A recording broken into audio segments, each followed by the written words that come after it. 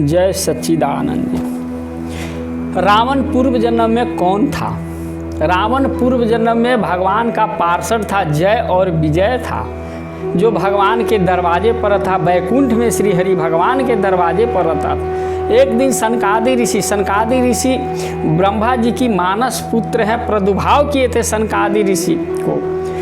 जब ब्रह्मा जी कहें कि तुम हे पुत्र तुम सृष्टि का रचना करो, कहीं नहीं पिताजी हम सृष्टि का रचना हम नहीं करेंगे, हम ब्रह्मचर्य रहेंगे, हमको ऐसा वरदान दीजिए कि हम 100 साल के रहें लेकिन हम 5 साल तक ही देखने में लगें।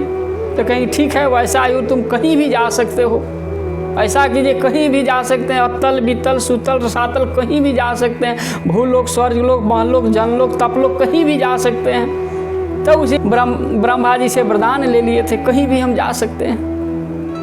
एक दिन सनकादि ऋषि चले विष्णु भगवान से मिलने, तो जय और विजय 6ठा सीढ़ी पर गए, 7वें सीढ़ी में रोक दिए। कहाँ चला तू नन्हा सा बालक, तुम कहाँ चला? कहें कि हम ब्रह्मा जी की मानस पुत्र हैं, सनक सनंदन सनातन और सनत कुमार हैं, जो कि हरि विष्णु भगवान से मिलना है। कहीं ठीक है से ब्रह्मा जी के पुत्र है तो हम नहीं जाने देंगे, इसीलिए नहीं जाने देंगे कि जो भगवान को भक्ति करते करते आता है उसी को दरवाज़ा खोलते हैं।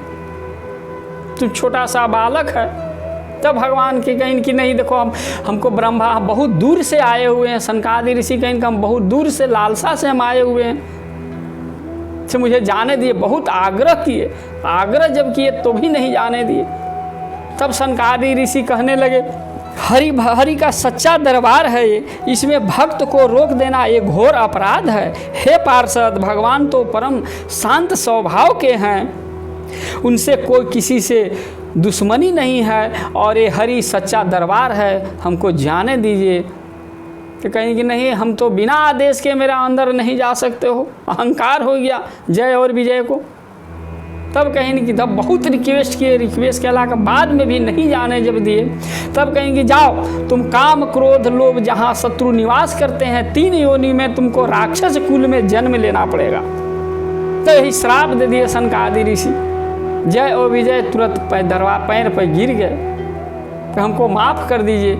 कहेंगे माफ़ क्या करें, तुम तो अहंकार से भरा हुआ है, अब तुम्हारा 3 योनि तक राक्षस कुल में जन्म लेना ही पड़ेगा। तुरंत विष्णु भगवान वहाँ पहुँचे, 7वें सीढ़ी पर पहुँचे, देखे कि सनकादि ऋषि श्राप दे दिए। तब जय और विजय कह रहे प्रभु मुझे श्राप दे दिए, तो अच्छा तो किए हैं, कौन सी गलत किए हैं? ये गलत नहीं किए, इनको क्यों नहीं आ? जो भक्त और भगवान के बीच में जो आएगा, जो बाधा डालेगा वो तो दंड के ही भागी होगा। तुम स्वीकार करो, तुम स्वीकार करो इसको कि हे प्रभु मुझे क्षमा कर दीजिए, इस दंड के भागी हूँ और उद्धार के लिए कुछ उपाय बताइए, आप तो सर्वव्यापी हैं। भगवान बोले कि तुम 3 जन्म में राक्षस रहोगे और उद्धार करने के लिए हम अवतार लेंगे और तुमको उद्धार करेंगे। लेकिन भगवान जय और विजय कहें कि हे प्रभु हमको जब हम 3 जन्म तक राक्षस कुल में रहेंगे उस समय आपका स्मृति बना हुआ रहे, आत्मा आपका स्मरण शक्ति मेरे यहाँ नहीं जाए, मेरे अंदर विद्यमान रहे, चूँकि भजन भक्ति करते रहें, आपका तपस्या साधना करते रहें। कहेंगे ठीक है वैसा ही होगा। 3 जन्म तक, पहला जन्म हिरण्याक्ष और हिरण्यकशिपु जो कि भगवान ब्रा भगवान का अवतार लिए थे, नरसिंह अवतार लिए थे।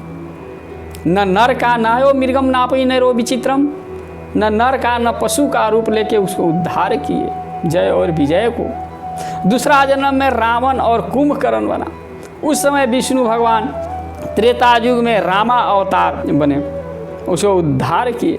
तीसरा जन्म में शिशुपाल और दंत वक्र बने, तब उस समय कृष्ण भगवान अवतार लिए, कृष्ण अवतार लेकर उद्धार किए, 3 जन्म में उद्धार किए उनको जय और विजय को।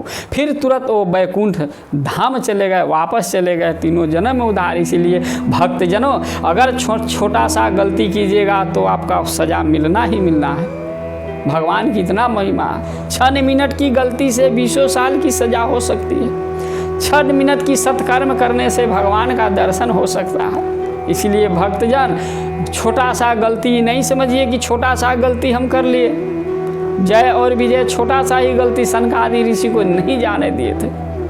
छोटा सा गलती करके, क्षणिक गलती से उनका 3 जन्म तक राक्षस कुल में रहना पड़ा। ब्राह्मण भी तपस्या करते करते ब्रह्मा जी से वरदान पा लिए थे, लेकिन उनका स्मरण शक्ति नहीं गया। इसीलिए भक्तजन भजन भाव करते रहिए, उसी से कल्याण होगा, उसी से कल्याण होगा, उसी से कल्याण।